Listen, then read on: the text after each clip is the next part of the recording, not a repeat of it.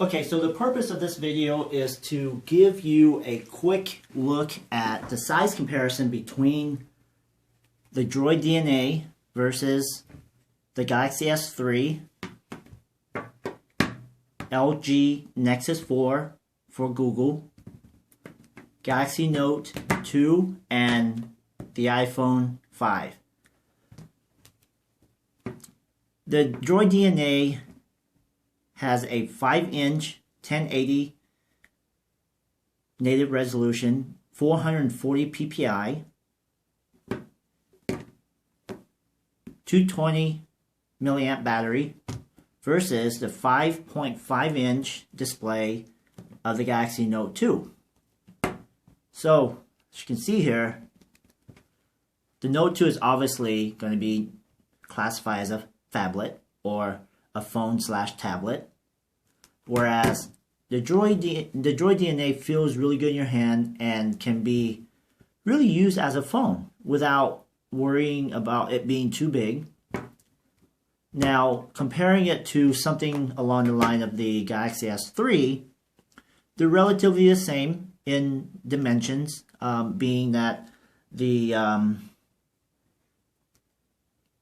Galaxy S3 is rounder on the edges, 4.7-inch display versus 5 on the Droid DNA.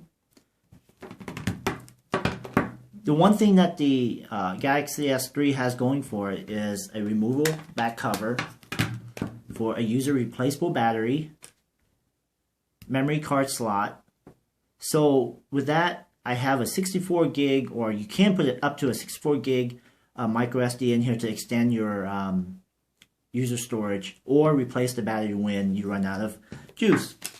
Unlike the Droid DNA, which is one of the biggest drawback I found, is that I can't replace the battery when I need to, nor can I add more storage, more user storage, and it's limited to only 16 gigabyte, with only 11 of those gigabytes are available for you to store music, videos, and whatnot. Same with the Galaxy Note here.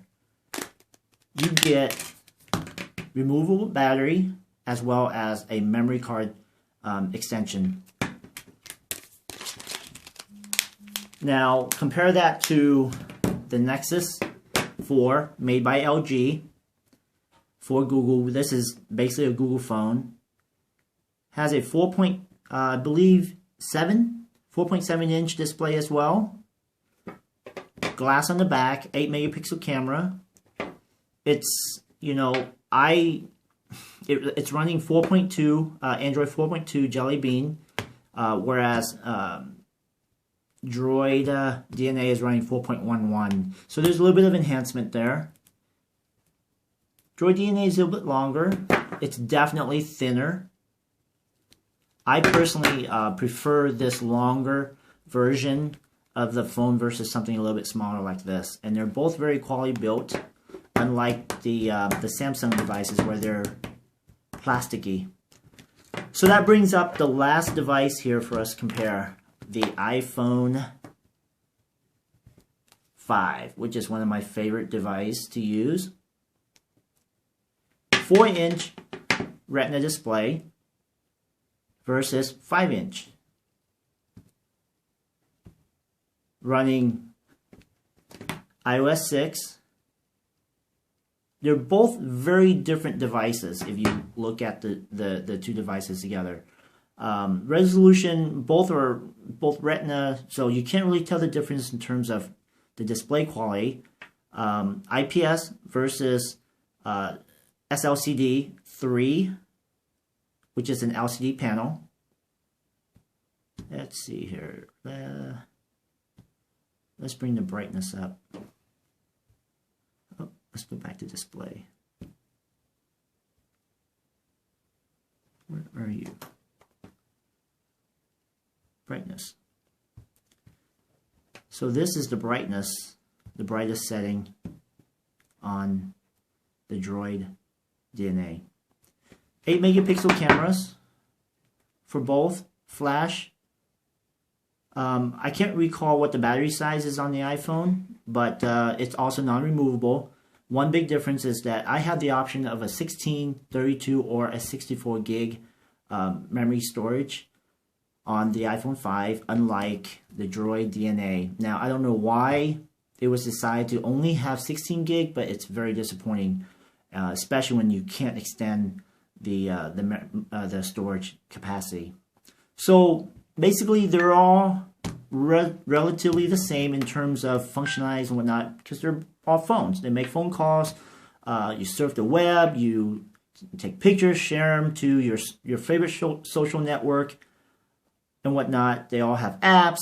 So it comes down to what is your preference. Do you want something that's extremely big, more comfortable for web browsing, email, whatnot? You want something that's a 5-inch versus a 5.5?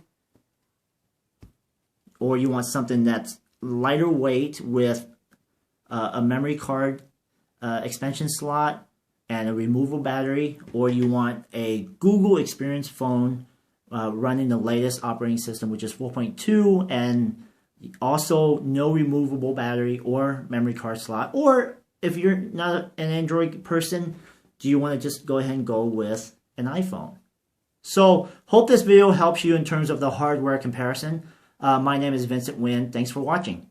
The next thing we're going to go through is a little bit of a walkthrough on Sense 4.1. So let's stay tuned to take a look at that.